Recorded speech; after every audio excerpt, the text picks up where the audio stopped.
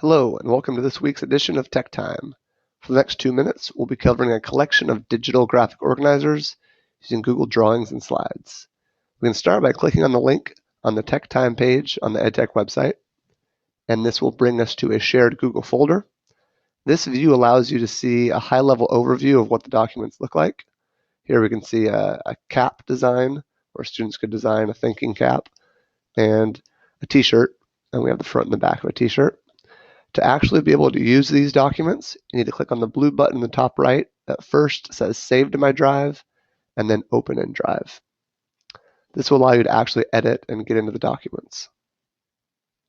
So most are created in Google Drawing, which is a pretty simple tool to use. I'm going to highlight one that I like here, is the plot diagram. And as you open it up, you can see a box here for the exposition where students would click, and they could type in what's happening for setting the background of the story, introducing the characters. Here they can fill in for the rising action, up to the climax, down to the falling action, the resolution. They can insert their title here, and you can put your instructions in this box. This document can be shared out with students via link or Google Classroom. A couple that are pretty neat are actually made using Google Slides. So we'll look at this one, which is an example of a picture book. And in this example, students would either draw their own pictures or find pictures on the internet.